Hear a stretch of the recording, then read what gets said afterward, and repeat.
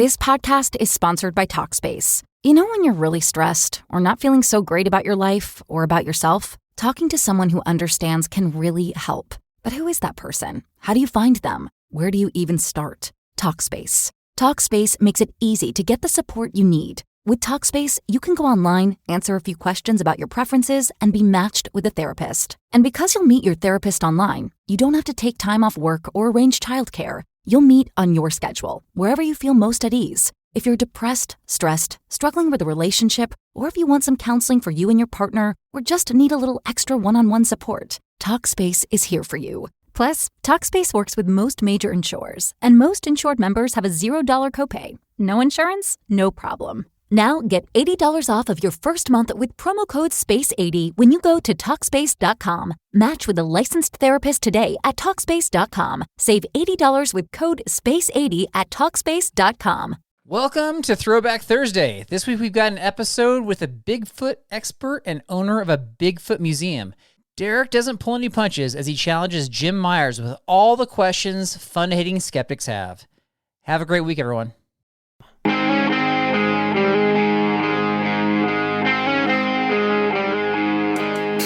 Hey, everybody, this is Derek, and with me today is the only man who, if you fell and tripped on the trail, would just consider you another bump in the road, part of the trail. Carl Mandrioli.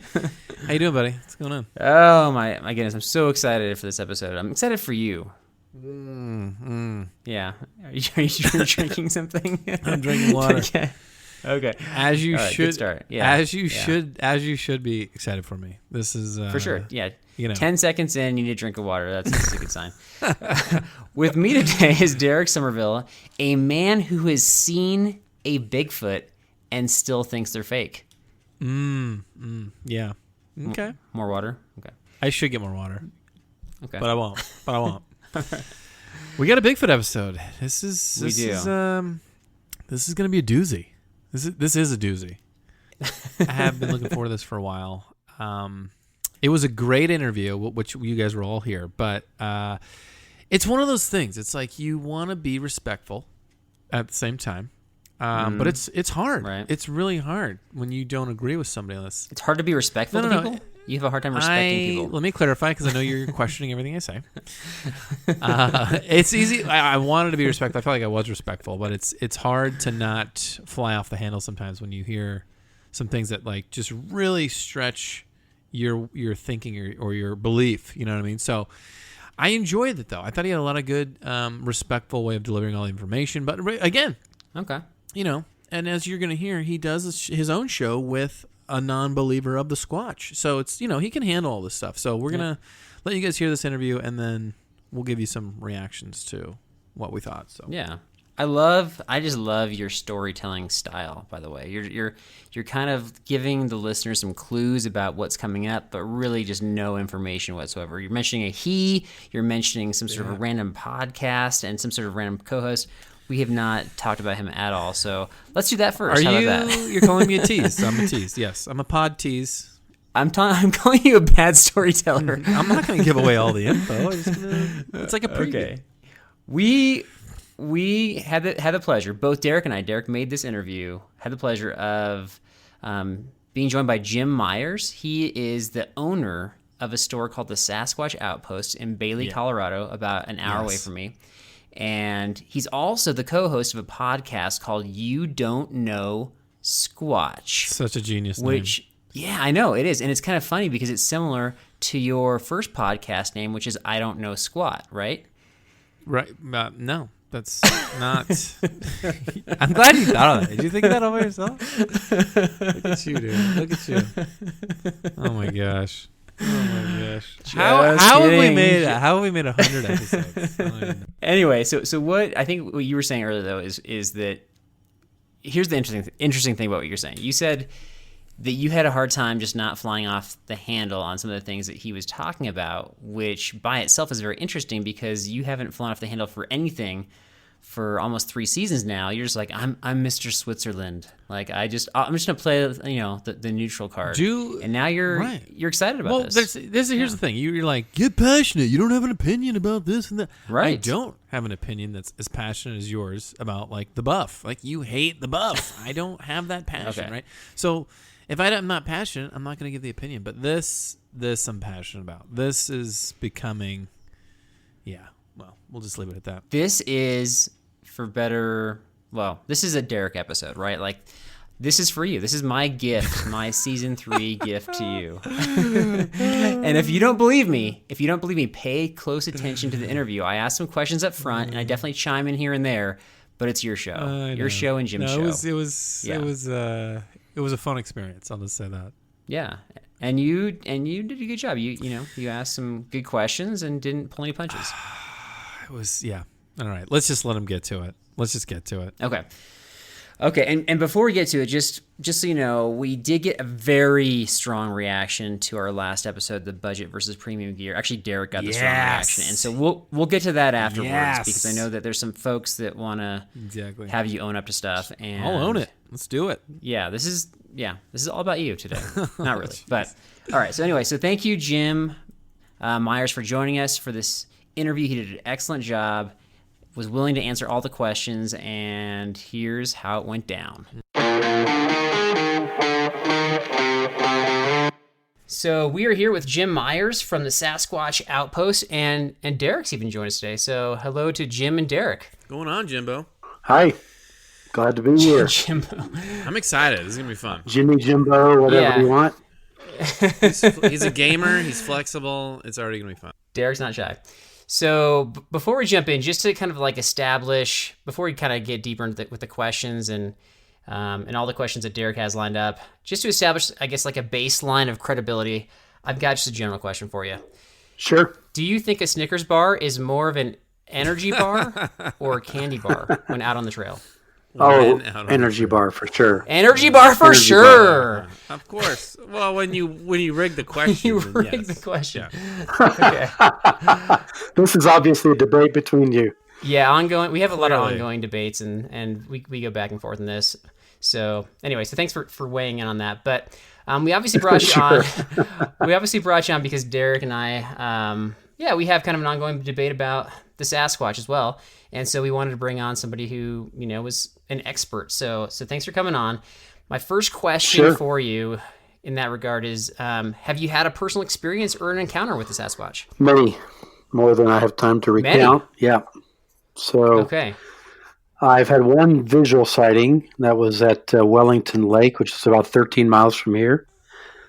Okay. And I was fishing early in the morning. We went to Wellington Lake because it's a hotspot for sightings and vocalizations. So we were hoping something would visit our campsite at night. But I got up early the first morning and went out fishing. Nobody else in the camping area was awake. And I am always looking around, particularly when I'm in a hotspot area. So this particular lake has a big rock outcropping called the Castle that kind of dominates one end of the lake. It's a beautiful setting. And the rocks kind of extend around the side. So I looked up, and there was something huge standing on the rock way up high. And I have climbed to that place once. It was on hands and knees. It was so steep and so difficult to get to. So I didn't think it could be a hiker. Oh, wow. Okay. It's possible, but I didn't think so. It was very large. It was uniform in color. It was standing on the edge looking down. And I looked up there and I thought, oh my God, is that what I think it is? And right then a fish grabbed my fly, and I turned my attention to the fish and looked back, and he was gone. And so that's my visual. But I've had literally more close personal encounters than I can count, ranging from anything like something knocking, howling, whistling, the same tune I'm whistling back at me, throwing rocks at me in the woods at night, barking at me, pushing on the tent in the middle of the night, grabbing my bed through the tent and shaking it. So all kinds of things. Wait. What, like, when you say grabbing your bed, are you talking about like your air mattress, or what is that? What is that like? No, grabbed. I was in a cot, and the cot was touching the edge of the tent, which is a no-no when you're dealing with Sasquatch. And so they grabbed it and shook it. Scared me to death. Where was that? Where was that location? That was up near Steamboat Springs last May. Okay. And they left a footprint, and we had handprints all over my truck that morning after that. So they were busy that night. So when you so it's, I can't imagine sleeping on a cot and then having somebody or having something grab the edge of it. Is your what's your emotional reaction to that? Are you fearful? Are you like, oh, the Sasquatch again? Or are you like, is that a call to action to jump out of the tent, or what's kind of your internal response? No, I never jump out of the tent, mainly because I don't have a death wish. Plus, we kind of have this. You have to have this mutual respect for Sasquatch that you know, if you're walking on a trail late at night and you hear them next to the trail or in the woods, you know, I tell people I take out, don't turn and shine your light on them. They've got great night vision, which I'm assuming means their eyes are sensitive to the light. And it's just kind of, you have to understand the level of intelligence that we believe Sasquatch has. And so if I abuse the privilege of interacting with them, they won't come back. And so I don't jump out of the tent, mainly because they would be gone before I could get unzipped and jump out there. If they wanted or intended to harm us, they would have done it. They could do it easily. You know, prior to that, grabbing my cot the night before, they were pushing on the tent. Early in the morning, they were pushing on the tent from outside. I could see them pushing in. Yeah, let me ask you, okay, so from, I guess, a skeptic's perspective, if night one you're seeing some, you know, you're like, we're in a hot spot, they're pushing on our tent. Night two, if it were me, I guess I would have some sort of a trap camera set up, angled at the tent. Did you have something like that? No, that's often what people think when they just start doing this. Okay. Because they will not go in front of a camera. They'll destroy cameras before they'll get their image. I don't know how they know what a camera is, but they do. You can put an audio recorder out there and they'll walk around. They'll make noises. They'll talk. They'll do all kinds of things, and the audio recorder doesn't bother them. But you put a game camera with an infrared beam, they know it's there. They'll either just refuse to walk in front of it, or you can hear them walking around it, or they'll knock it to the ground. I've had a friend had his camera crushed into tiny bits by a Sasquatch. Wow. Or they'll push it around the other side of the tree so they can go the way they want to go. But I don't know of anyone. I mean, it's extremely rare to catch anything on a game camera. And if you want to encourage them to come into your campsite, don't put cameras out. If you put cameras out, just like at a gifting sites that we've done, they'll be interacting with us. If you put a camera out there, everything stops until you take the camera down, and then it starts up again. See, that's what's hard for me, I think, being the skeptic, is that just seems so convenient. Like, to never, I guess, you know what I mean? As far as like, they don't like the cameras, so I'm not going to put the cameras out. Well, you know what I mean? I think from my perspective and the skeptic's perception, as far as, you know, it's like, how do we have, you know, I'm sure you've heard all these questions before, but like, how do we have, you know, images and all this stuff of all these other animals, but we cannot get like legit long-term clear footage of this creature day or night? They're so smart. They can do. Well, there are clear images. People do get them occasionally wearing a GoPro or something else. I mean, there's thousands of images online. Some of them are hoaxes. The hoaxes are usually fairly easy to pick out because it's a guy in a gorilla suit. Sasquatch, a real Sasquatch, is really hard to mistake for a guy in a Sasquatch suit. And so they walk differently. They're 7 to 8 feet tall. We can't imitate that. Their body proportions are different to ours. Arm length, leg length, arm to leg ratio, all those kinds of things. They have a gait that we really have almost an impossible time imitating. To touch on that, let's say that hypothetically Shaquille O'Neal dresses up in a Sasquatch suit. From a distance, you're saying you'd be able to tell the difference between? No, not necessarily. I mean, he's 7 foot, Right. but again, there's a couple of guys who do a really good job online of analyzing videos to determine if they are hoaxes or not, because there's a lot of hoaxes. Right. I've had 2 experiences in the past 2 weeks of hoaxers trying to pull one over on us. Okay. And it happens a lot, unfortunately. It goes with the terrain, but no, immediately you wouldn't know, but if they walked at all, you would know. And again, a Bigfoot suit is made to fit a human.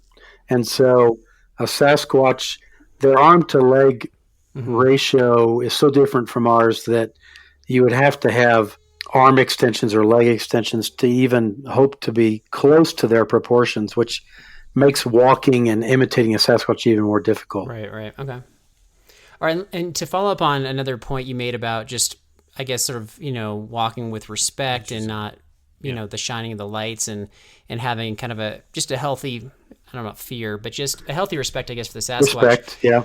So let me give you a scenario. There was hypothetically a guy who understood that Sasquatch can be attracted to apples, and he ambled into the forest in a Sasquatch zone, Olympic National Park, wearing an apple necklace.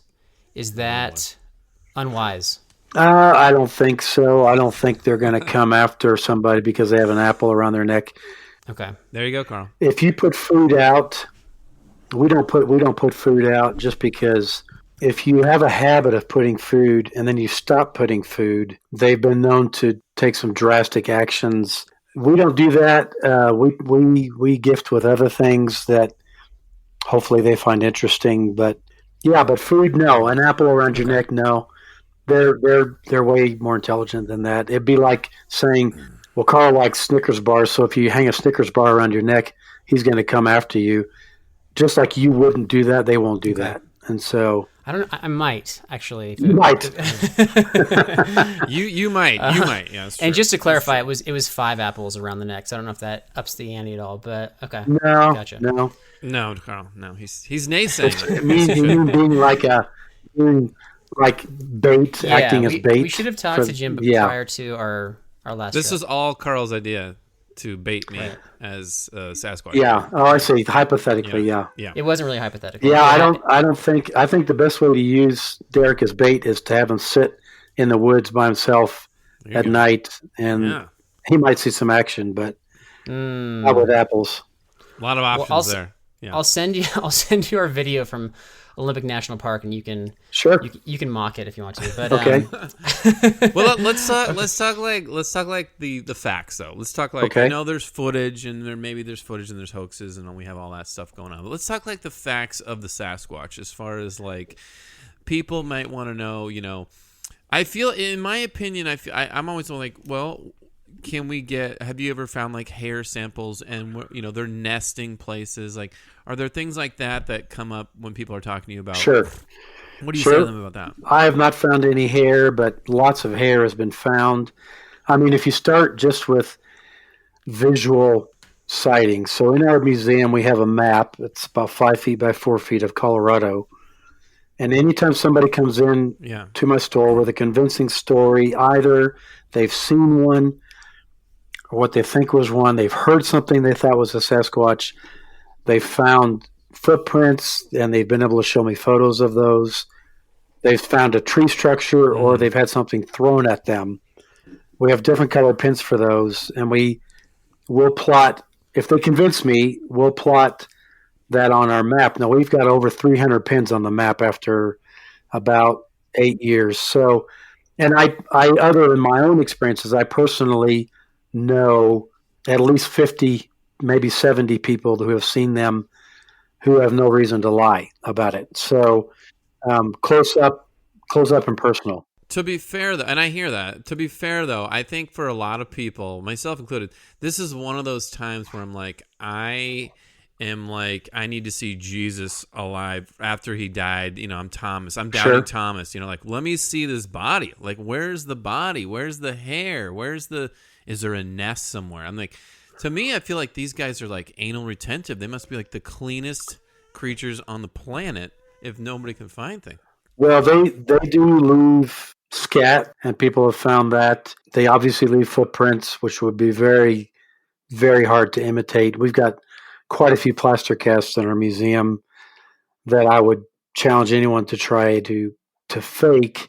I feel like the Sasquatch community is you guys are your own community in a way, right? And sure, we are. And absolutely. I feel like a large portion of the world is looking down. Like, all these scientists are like, these guys are crazy. This isn't real. This is ridiculous, right? Have you guys ever had maybe a virtual powwow of like, you know what? Let's get together, some of our best teammates or whatever, and let's go trap one.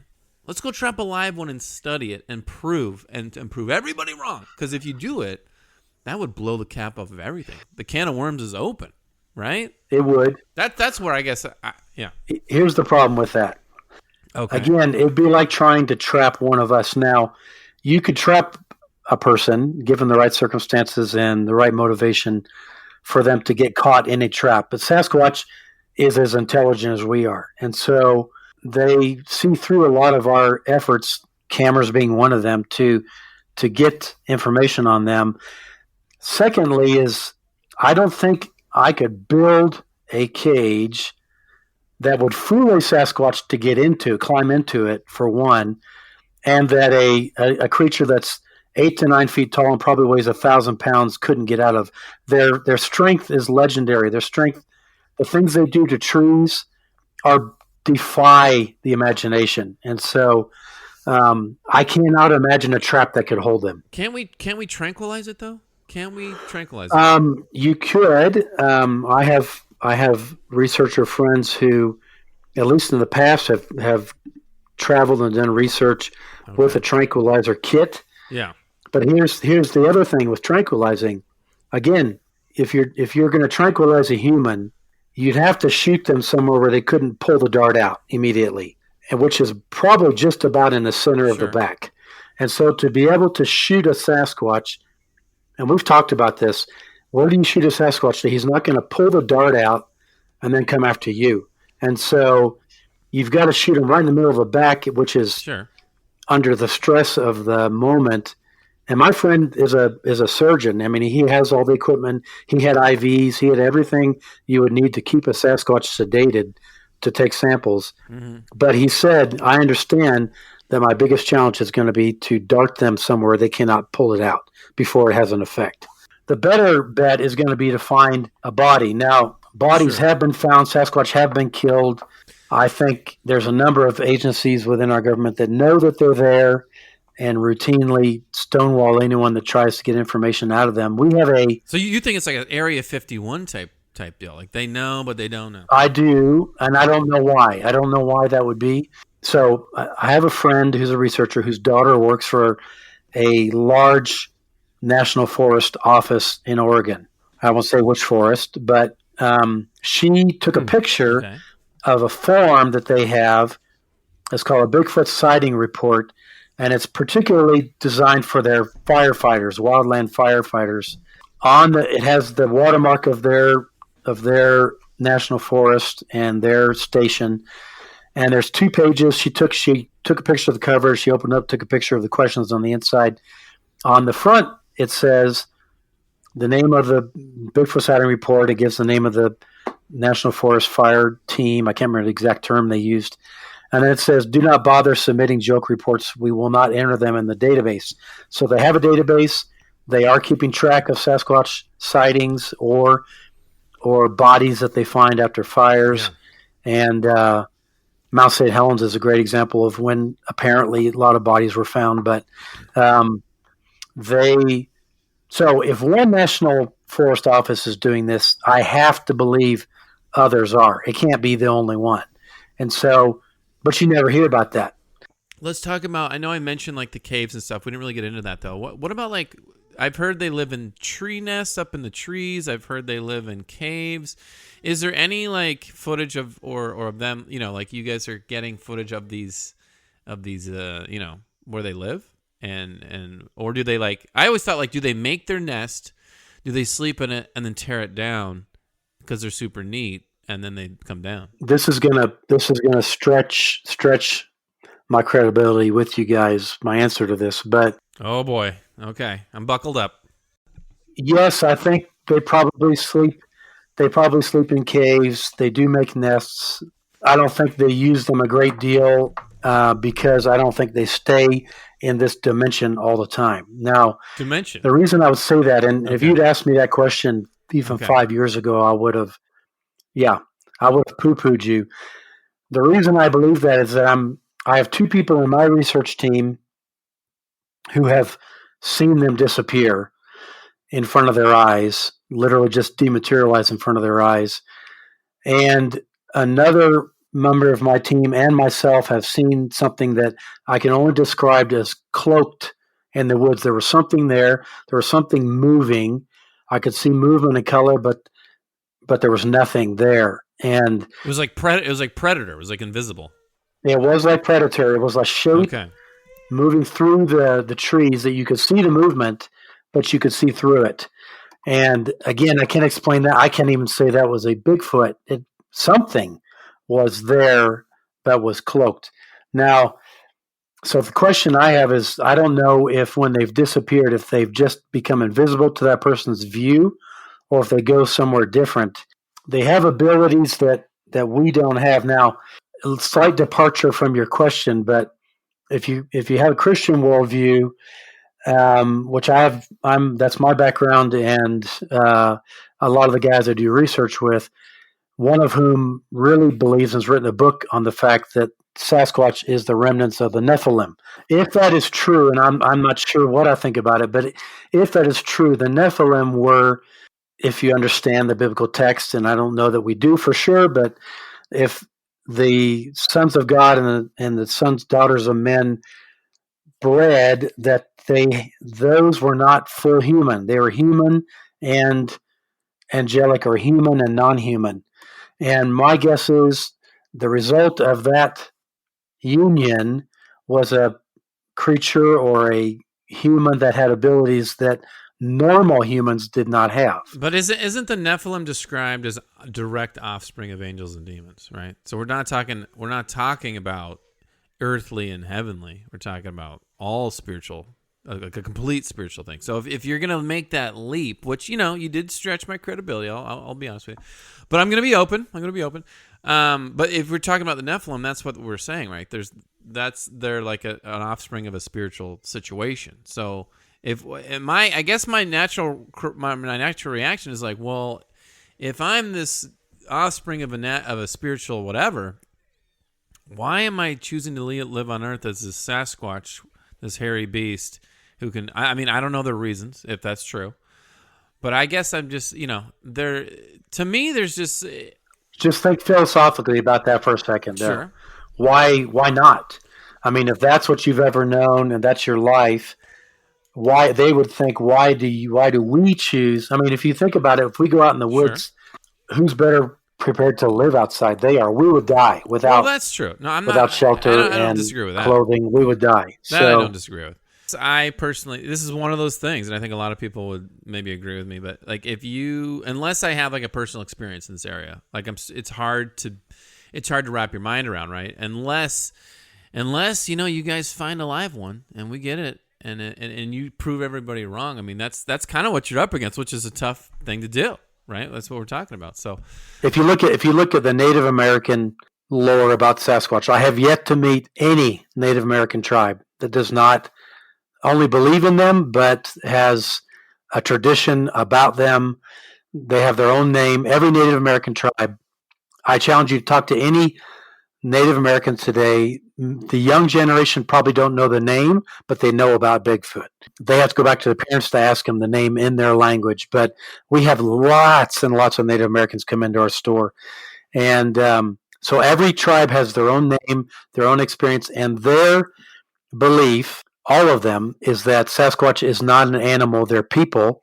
They're a different tribe of people. They're a different kind of people.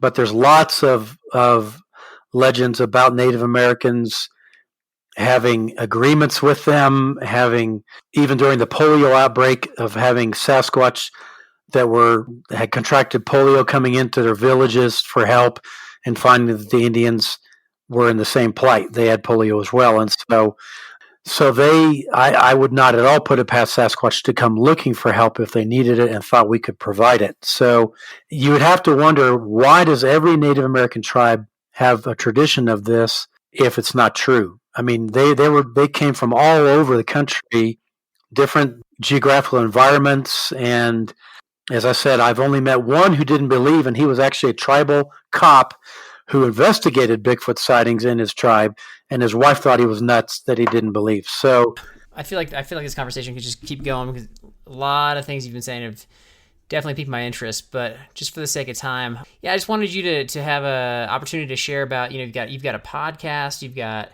a store in Bailey, Colorado, you've got a YouTube channel. So if you don't mind sharing a little bit about what you got going on with that.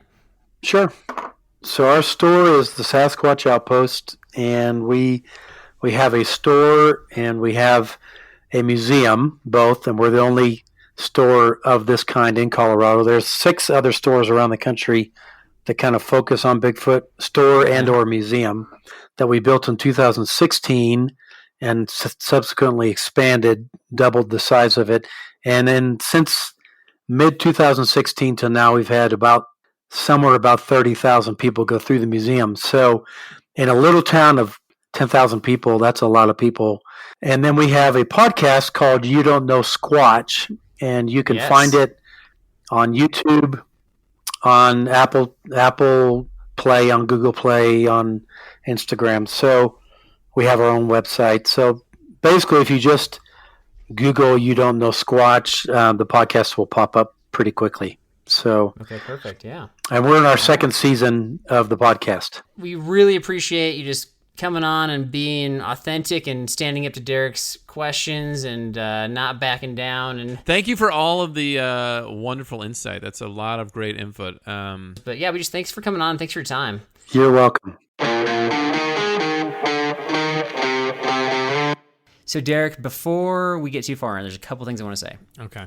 All right. First thing is, obviously, we're on a podcast. There's no video footage of the podcast, so I'm not expecting him to really, convince you of the Bigfoot just through talking. That's not realistic, right? Correct. This was more just about, was he able to answer your questions in a satisfactory manner? So there's that. Then we kind of dove into a different, I guess, realm. I was going to say realm, yeah. Where, and so I think that this realm that we delved into a little bit requires that we kind of take a leap of faith in terms of kind of where we believe the Sasquatch to be, for those of people that might think that this is a real creature. And I just want to share, I have not taken that same leap of faith. So I'm going to kind of let him speak for himself in that regard. Yeah. So with that said, what are your reactions? I think for me, it's hard to wrap my mind around some of the things that were discussed. I wanted to be open to what he had to say. His experiences are his experiences, as all of ours are. So I can't fully say 100% yes or no, because I haven't had the experiences he's had, right? So, I think I tried to get him to understand, at this point in the Squatch histories of all Squatchness, of all stories, of all sightings, all this stuff, to get a person like me or like Joe Schmo or the people who are like, you're crazy, to get us to believe that this is real, you are going to have to catch a live one, legit, or you're going to have to get high def, genius, legit footage that's not all weird and questionable. Right? It's got to be legit a few minutes in. Let me just follow this thing around. Let me track it. Okay. You're not going to get me to believe it any other way. And I hate to sound like a doubting Thomas, but that's what it is. So when he's talking to me about these Squatch are too smart, they know when you put cameras in the camp, I'm like, wait, what? No.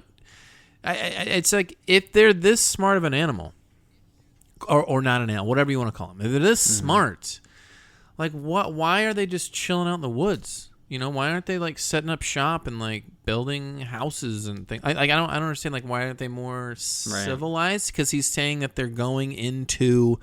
This is where the disconnect is. Like, if they're going into these Native American camps and they're getting treatment for whatever, you're telling me if you have an animal like that, why can't they build a teepee? Why can't they build anything sustainable? You know, that should have been the title for our episode: is why can't Sasquatch build teepees? So if you have Squatch who are trusting Native American tribes, and maybe that's a real. I don't know. Like, are all the Native American tribes lying? Are they creating this? Let's say they're not for 1 second. Let's say that like this actually happened. Let's say the Squatch came in, brought in little baby Squatch, whatever. They're getting treatment for an owie. They got on a tree or whatever, right? They're doing that. Okay. At what point there had to be some kind of event that happened to cause the Squatch trust in man to break, right? To be like, well, now I'm gonna be invisible or whatever he said, and I'm not gonna even show myself ever again. Like, what happened? Like, there was this trust. They're going into the village. Like, what happened? Like, I always feel like there's some way that these guys have an answer to get out of everything when they're pinned up against the wall, and that's where I have the struggle. I think that's what's challenging for me. I think that's a good question. I think it's a question, for those that kind of believe along those lines. I think it's a fair question to ask. I don't know that the answer that we got in the interview was satisfactory. So I'm going to break it down to some of the more specifics. You already mentioned one of the specifics I want to get to, and I'm just going to throw questions at you and kind of what your evaluation of it was, okay? So first one is, do you think it's possible that if there were a Bigfoot out there, that they could detect the infrared in a trap camera? I'm not talking about like that they would have the awareness to move it, but can they at least detect it, do you think? Detect it. I don't know how, but I'm going to say no. I mean, it's hard to imagine how, right? Because if you're that advanced to detect it, why are you living out in the forest? You know what I mean? That's pretty advanced. I don't know. That's me. Okay.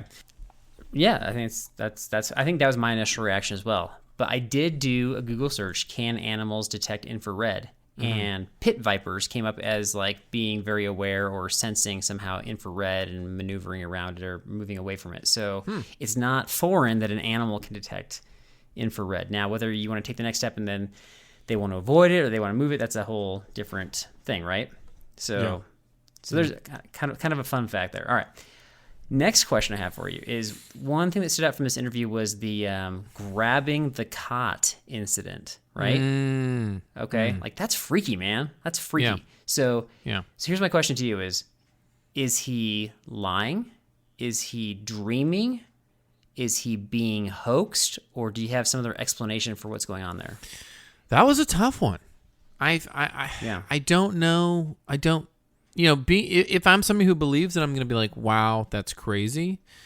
I guess I'm trying to imagine, like, maybe he was I'd like to think as a non-believer, like, that he misinterpreted that. Like, maybe something bumped his cot. Maybe he was dreaming like he got bear, like a bear, like a deer, like something bumped it.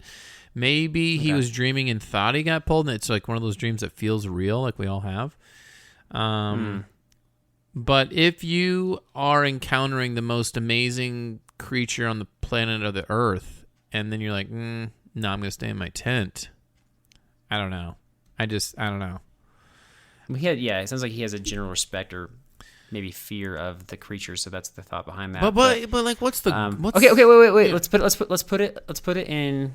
Like, let's make the scenario like for you. Yeah. So let's say that we have like we're going car camping, so we have cots for some reason, and we're not backpacking, and everybody's accounted for inside that one tent. So there's no extra guys out there, and we're in a remote area, so we're not like, correct. It's not going to be like the kids next door in their campsite. Sure. And you feel like your cot gets grabbed. What's your thought process? What's your reaction? My thought process is like grabbed, right? Like, I'm gonna be spooked. Yeah, like it's pulled, like as if like a hand fingers and a thumb. Right. So, and I know there's no gorillas out here. Okay, so obviously right. I'm spooked. Obviously I'm freaked, right? Because that's trippy. If I easily know that it's nobody else, right? or it's not a prank. Maybe we're all in the same tent, so it's kind of hard to do that, right? Without making a big kerfuffle. Exactly. So I think, knowing that people are dumb enough to like, hey, let me just go right up to a bear and take a picture because I'm super curious about it. You're like walking up to moose and like trying to get them on film. Like the natural human curiosity is gonna be like, what the junk was that? Like I gotta like, what was that? So for me, I'm just like, dude, if that is a Squatch, like I gotta like what's the goal with the Squatch? The goal, like, what is your goal with the Squatch? Like, is it your goal is to have a shaky camera footage, right? Is it to like reveal this creature and be like the because whoever truly finds this creature and like captures or whatever, traps or whatever, they're gonna be like a pioneer, right? But nobody can. I mean, that's what I mean. Like, I'd be like, dude, we gotta see what this is all about. Like, what's going on? So yeah, that would be my instinct, but. So you're not giving me anything specific. What are you thinking? I'm thinking I'm spooked, but I'm also thinking like, where's my phone? I gotta take some shots. I gotta get a picture. So you're unzipping it and you're getting after it. Yeah, I'm like, I gotta, or like, let me look through the rain fly. Let me see what I can hear. Like, where is this thing? I'd wake you up. I'd definitely wake you up, and then we would try to do something. I think you would be up for it. Okay. So. Let's be honest. I first of all, I believe that you would do that. Oh, I totally would. However, if I asked that for, if some of the other guys in our group, I think their response would be, like if it was their cot getting grabbed, they'd be like, Carl, like a Sasquatch is grabbing my cot. Can you go take care of that? Right. They wouldn't, yeah. That's so true. Okay. So true. Okay. Yeah. So here's my response. I mean, I would probably do the same thing you would, but really by the time you're getting out there, if it's an elusive creature, it's going to be gone, whether it's a bear or something else, right? Right. So my thought is, okay, there's something in our camp, and if we're staying there a second night, even if I believe that creature is going to move the infrared camera, I'm setting up the trap camera, man. Like, just on the off chance it works or just doesn't get detected, like, I would have that all the time. All the time? Like, I wouldn't assume that it wouldn't work, all the right? time. That's my strategy. All the time. Now, he has a lot more experience. He's like, we've done this like a million times, and then they always move it, so maybe that's kind of his perspective. But, all right, next question. Yeah. Was Jim's worst assumption of the whole show, of the whole interview, was his worst assumption that I would not attack somebody with a Snickers necklace? Oh, wow. That was definitely up there. Okay. Yeah. I think he kind of sort of backdoored his way into challenging you to wear a Snickers necklace on this next trip. So are you up for that? I'm thinking that no, I'm not gonna wear a Snickers necklace. No, I can't do that. I think this could be the start of just like an annual necklace wearing thing where every year you just wear a weird necklace that somehow gets eaten away after like a day. Yeah, it would be melted. How awesome would that be? Like melted all over my shirt. Yeah, I don't think it's gonna last that long. I feel like mid morning I'm gonna be like, Derek, I'm ready for a snack, and I just kind of yank one off your necklace. Yeah, have at it. The other guys will too. Have at it. It's gonna be gone by lunchtime for sure. Okay. Yeah, for sure. Okay, so it sounds like you're up for that. No, I'm not. But do I want to get chocolate all over my? No, I don't. It's in the wrapper. What are you doing? I don't, dude. Why you feel like the Snickers necklace is gonna leak on you? It wouldn't be the first time. First of all, what?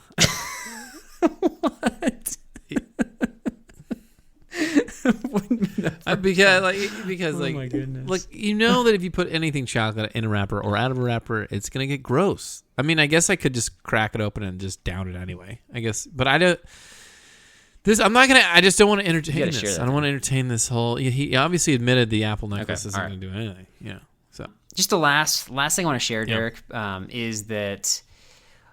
First of all, I think that we'll let the listeners make their own decisions based on what he said, and they can kind of draw their own conclusions. But kind of a fun fact is that spot that he said he saw the Sasquatch at a place called Wellington Lake, which is just right off of the Colorado Trail.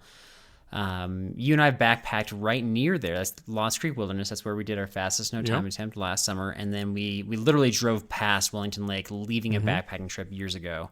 And so I know you would. It was a long time ago, so you wouldn't remember it. But we've actually been in that area, and so we're familiar with that zone, but have not obviously had the same experience that he has. And where he lives is actually not far from there. Huh. So anyway, fun fact. Any last thoughts or anything you want to share that you feel like didn't come out in the interview? No, I mean, he covered a lot. I mean, obviously, it is what it is. Like he's got his experiences, I got mine. So, right. I think it's one of those things, unless I have a personal experience, as many of us, I think, would. It's so hard to wrap your head around. I mean, you could argue the same thing for like aliens in New Mexico or whatever. Like, unless you've actually had something happen to you, it's really hard to wrap your head around it because it's so crazy. It's out there. And we did not set out to prove anything with this episode other than I wanted to give you the opportunity to challenge a Sasquatch expert, and I think that you did, my friend. I think we challenged. I think it didn't really change anything, but it was fun to get some perspective. As you mentioned at the beginning of the episode, his co-host is a pretty big skeptic too, so he's used to all that. But he does do trips where he'll take you into Sasquatch country and you'll experience the rock throws and possibly the cot grabs and that kind of things, maybe even have a sighting. And so he leads expeditions out there. He's a guide for that. So you can, I'll have the link for his store and you can kind of check it out. So again, Mr. Jim Myers, thanks for coming on to our show. We appreciate it. And we hope you had a good time like we did. This podcast is sponsored by Talkspace. When you're really stressed or not feeling so great about your life or about yourself, talking to someone who understands can really help. But who is that person? How do you find them? Where do you even start? Talkspace. Talkspace makes it easy to get the support you need. With Talkspace, you can go online, answer a few questions about your preferences, and be matched with a therapist. And because you'll meet your therapist online, you don't have to take time off work or arrange childcare. You'll meet on your schedule, wherever you feel most at ease. If you're depressed, stressed, struggling with a relationship, or if you want some counseling for you and your partner, or just need a little extra one-on-one support, Talkspace is here for you. Plus, Talkspace works with most major insurers, and most insured members have a $0 copay. No insurance? No problem. Now get $80 off of your first month with promo code SPACE80 when you go to Talkspace.com. Match with a licensed therapist today at Talkspace.com. Save $80 with code SPACE80 at Talkspace.com.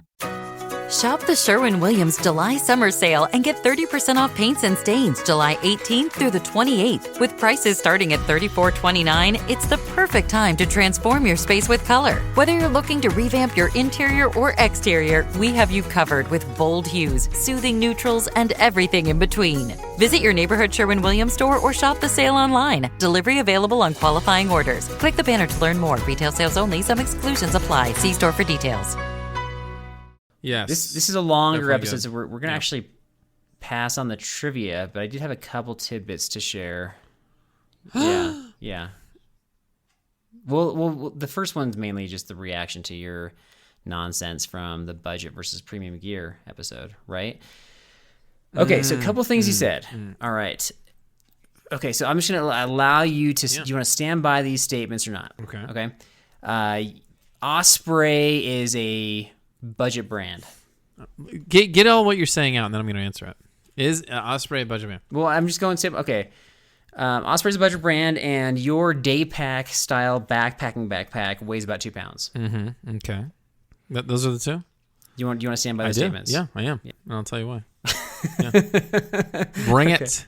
Okay. Well, first of all, I feel like I've made it. I feel like I've made it big time. I've got the trash talk from the online crowd. This is what I've been waiting for. This is what it's come, and here it is. So I welcome it. I embrace it. No, I think here's the thing: is like budget.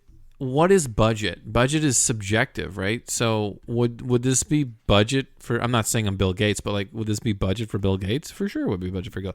But like, it's all relative. Like if I consider this in my budget, then it's budget. Do I know that there's cheaper stuff out there? For sure.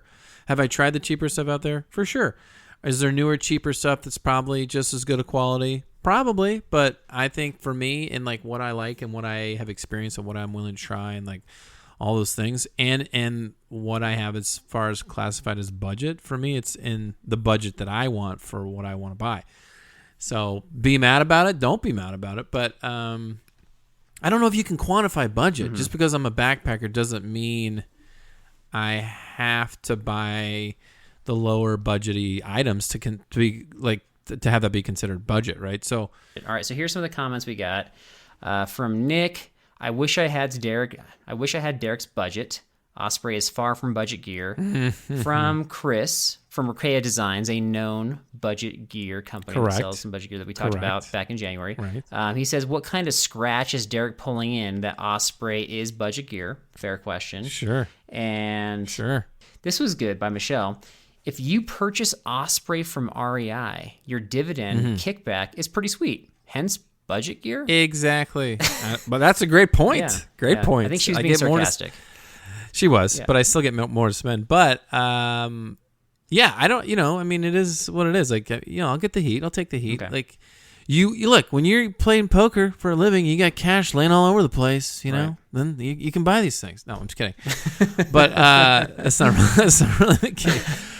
But, okay. That's horrible. So, I don't know that you finished yourself very well there, so I will. No, that was horrible. That was horrible. Yeah, but but here's where I'll say this before you. I know you're gonna make a good point, but before you do that, I will say I should have been more clear and said when you're like, is Osprey a budget company? It's a budget company for me. That doesn't mean it's a budget company for everybody else or certain people. Are you basically saying? Like, I'm rich, so this is budget for me? Well, this is where the double-edged sword of getting internet flack comes from. Can I budget for something a little bit more pricey but still make a modest income? Yeah, by neglecting other things that other people might buy. And I'm budgeting my money for that specific item? Sure. So I think your use of the word budget is different than what people's definition for budget is. I think what you're saying is like you're budgeting for it, like you're creating a budget for it because you value that pack versus this is considered a budget pack, otherwise known as like, a good deal or a pack that's on the cheaper side in terms of price. You do love me. And so, and this is where I need to do a better job explaining. So yeah, you're right. It's like, is it, am I buying all this gear all the time and then throwing some Osprey? No, I'm not doing that. So I'm not buying other things that I might buy to save or to put that money toward the Osprey because I really like the bag. So am I budgeting for it? Yeah. Is it in my budget? Okay. Yeah. All right, enough. You've rambled enough. Okay. So. Jeez. Okay. So thanks for defending yourself there. Anybody else want to go? Let's go. Yeah. No, I do because that was not the bigger offender of your statement. Because for me, I let this pass because I was like, he probably just has the stats wrong. But when you say like, hey, I got a day pack and I'm using it as a backpack, and this weighs 2 pounds and costs $170, to me, you have a super heavy day pack that you have way overspent on that you're using for backpacking. If your backpack legitimately weighs 2 pounds, I mean, there are so many. First of all, day packs. You can find day packs way lighter than 2 pounds easily. I have one that's 5 ounces, and you can. Does it fit all my stuff though? That's the key, right? No. Okay, that's. But I've got a budget backpack right now, that Go Light pack that I bought for way less than that, and that's considered a backpack that weighs about the same. So.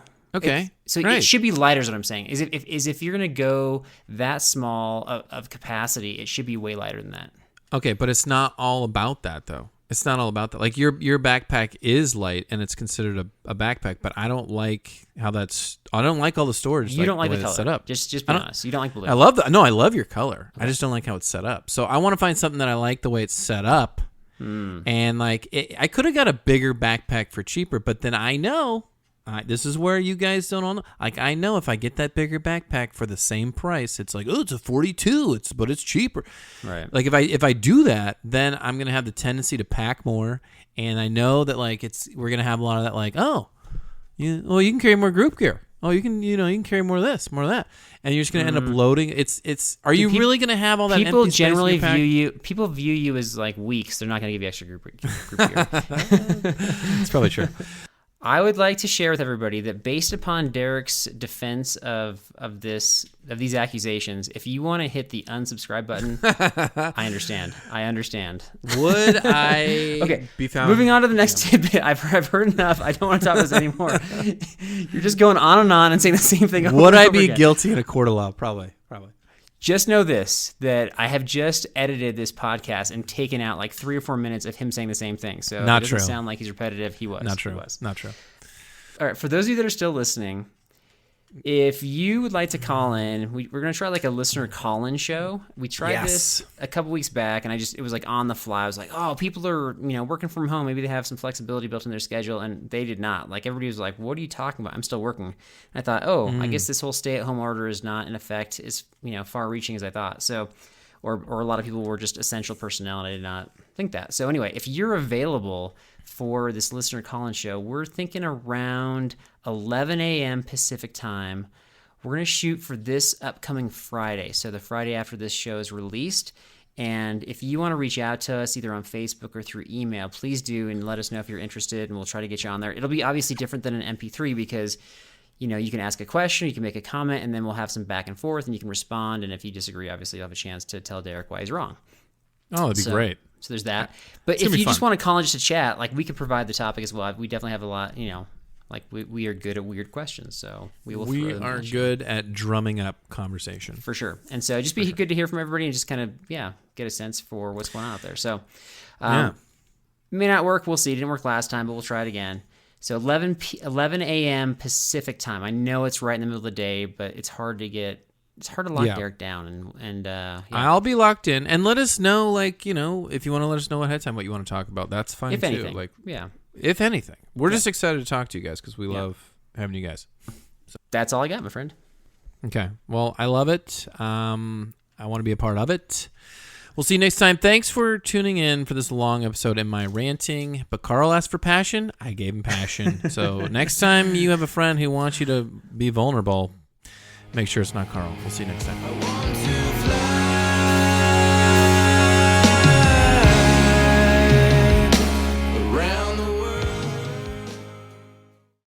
So Carl did set up the trap cameras in his own backyard, and he found that he's got a family of Sasquatch behind his house. Little ones, big ones, hairy ones, bald ones, albino ones. They're all there, but they seem to know where the camera is, and they move it, and then they can actually delete. They actually delete the footage, and then they put it back on the tree, and then that's the story. How do I know this? Maybe I have a Sasquatch brother.